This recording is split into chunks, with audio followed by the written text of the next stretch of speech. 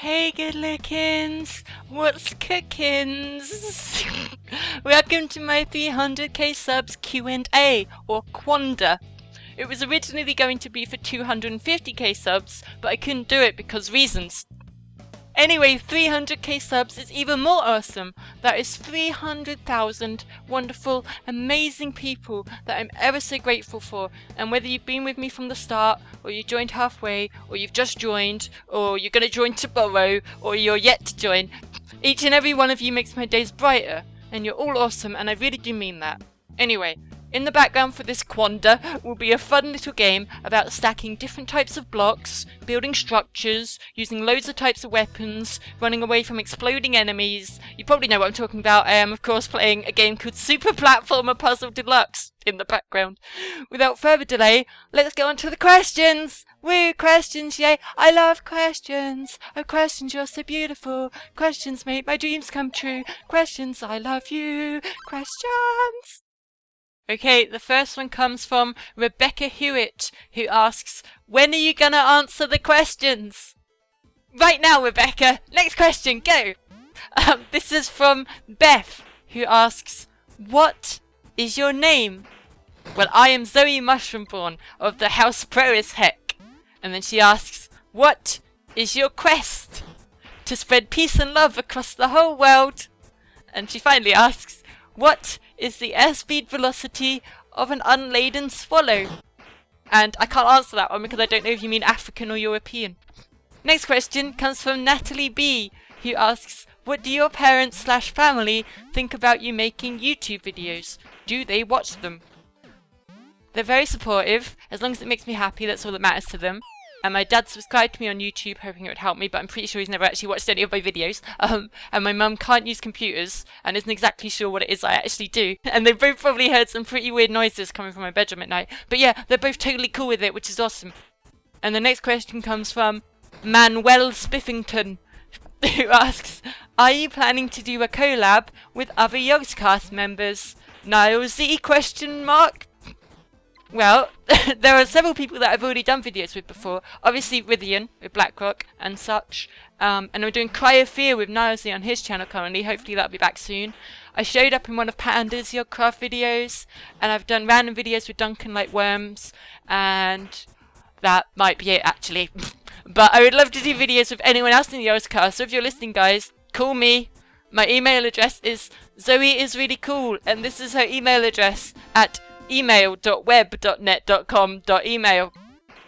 But seriously, I'd love to do videos with any of them, like Lewis, Simon, Sips, Hannah, Kim, Strippin, Martin, Pav, Ridgedog, Shin.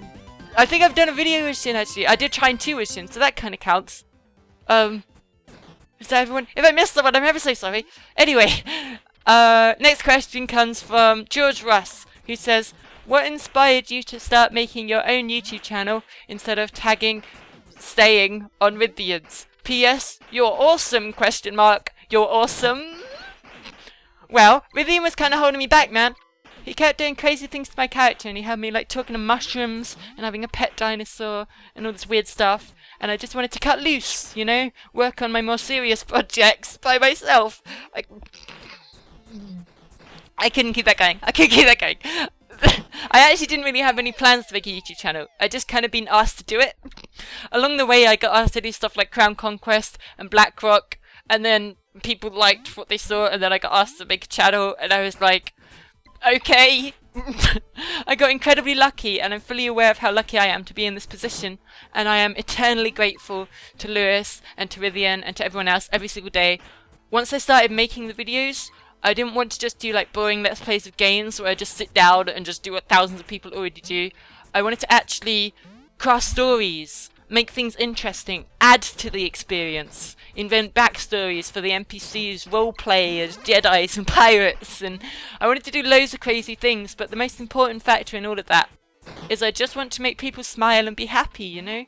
Before the YouTubes, I did some volunteering, which was great, but I was stuck in jobs, and they were just money, money, money, and I couldn't make anyone laugh or smile, and it just wasn't possible in those jobs, so I don't know, it wasn't enough to quench my desire to help people, but I have a way now. via these videos, I can reach literally hundreds of thousands of people, which is amazing, and I can just try and make them smile. And that's more important to me than anything else. So I guess my answer is, as corny as it may sound, you guys inspired me. Your smiles inspired me. You guys should smile more, by the way. You're really beautiful when you smile. Okay. Next question comes from Tim Moss, who says, if you could snap your fingers and make your anxiety disorder, Tim Moss says, if you could snap your fingers and make your anxiety disorder disappear forever, would you do it? Bearing in mind that it would involve irrevocably.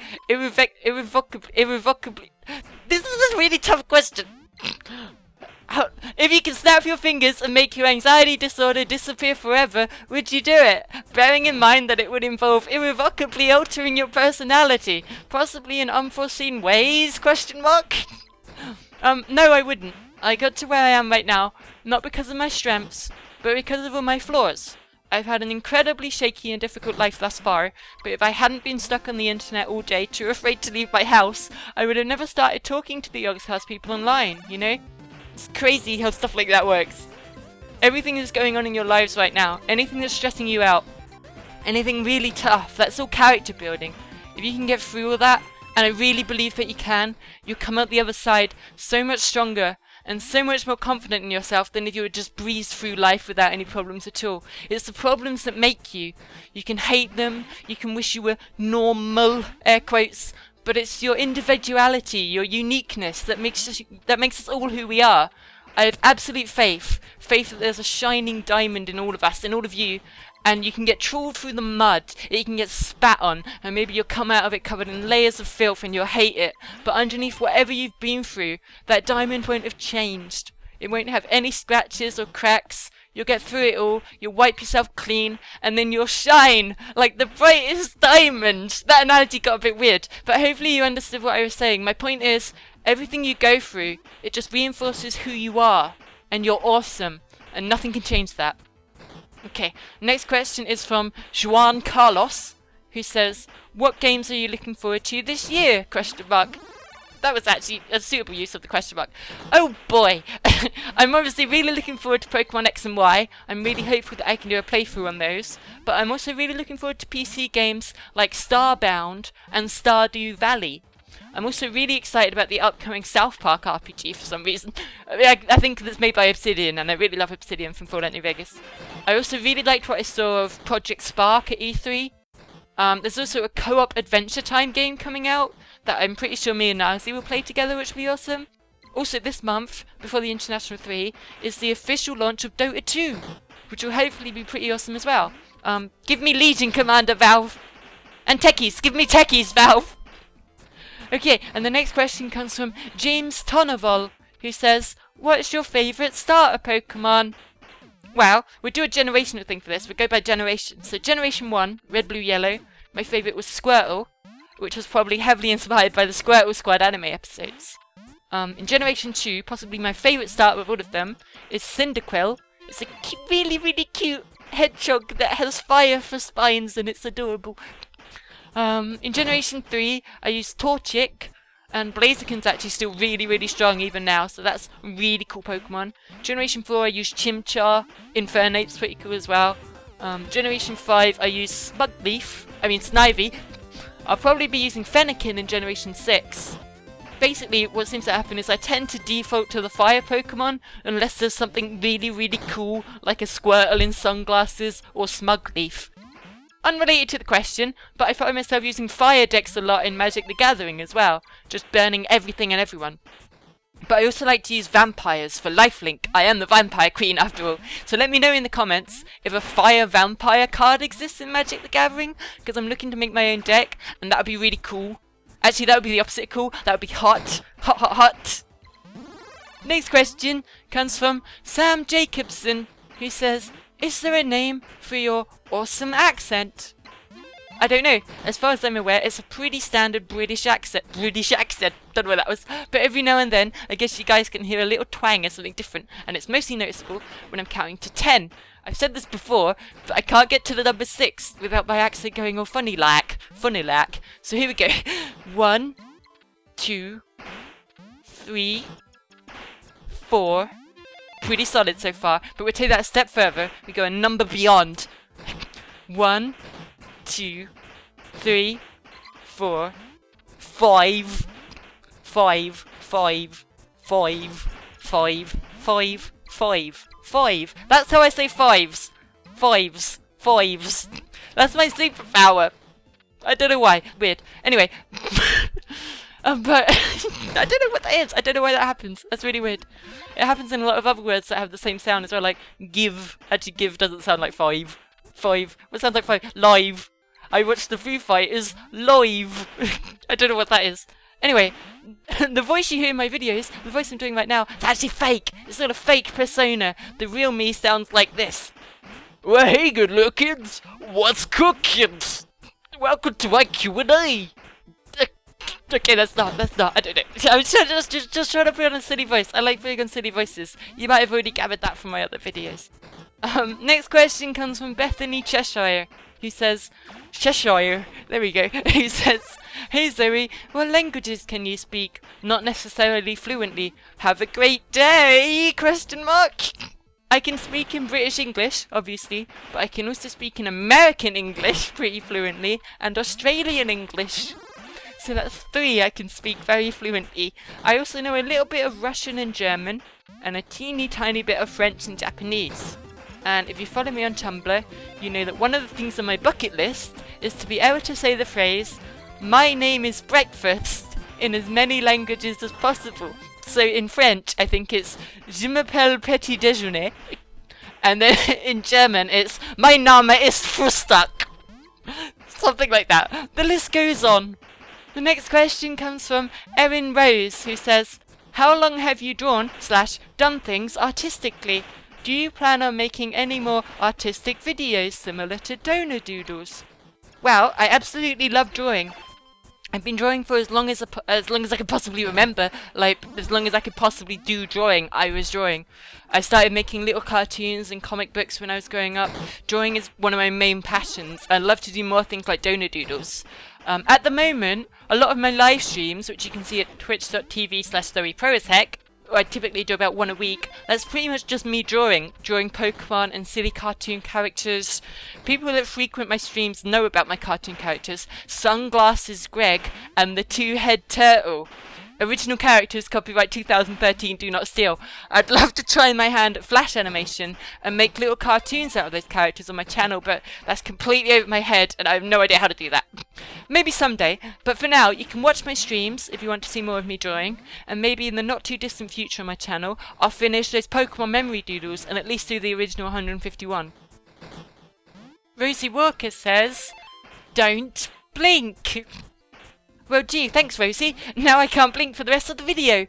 And I'm definitely not blinking right now. Nope, my eyes are definitely watering due to the fact I'm not blinking. I'm definitely not going to blink for the rest of the questions. Right now, my face, definitely not blinking. And you'll never know if I'm telling the truth or not because you can't see me, but I can assure you, I am not blinking. For the rest of the video, I will not blink. Do I win? Okay, next question. Comes from Rithos Dragonfire, amazing, who says, Zoe, are you planning on doing any other roleplay based video series in the future? If not, would you be interested in doing so? You guys are so fantastically awesome at it, and it really is a media that lets you shine. I'd hate to see that pass whenever BlackRock does, ? Well, we've still got lots of storylines planned for BlackRock, so that'll go on for as long as it's worth doing. But as for the other things, Scribblenauts has a fair bit of roleplay to it. I do like the Jedi and the pirate and all the stuff at the beginning. But later on this year, like I mentioned, it's a game called Starbound, which I'm really super duper excited for. Basically, you can play as loads of different races across the galaxy, and I've invented like backstories for each one, and I'll be like the Star Captain, and if I do a Let's Play of it, basically it'll be my experience as the Star Captain, and I'll do a Captain's Log every episode. It'll be the best thing ever. I'm really looking forward to that. I hope I can pull that off. And the next question comes from Luca Vincentelli, who says, Zoe, can you give us any information on where the FTB Yogscast series is going? P.S. Whenever I see that you have put up a new video, it makes my day? ? Anyway, the tagline for Season 3 is Mysteries and Histories, and we'll be exploring the backgrounds of the characters prior to the current series. So in the last episode you saw that we came into the Twilight Forest, and basically that's where I'm in my element. Vivian will become the apprentice and not know what the heck's going on, and I'll be the master finally. Mwahaha! And Amelia asks, what is your life motto? My life motto is keep on keeping on.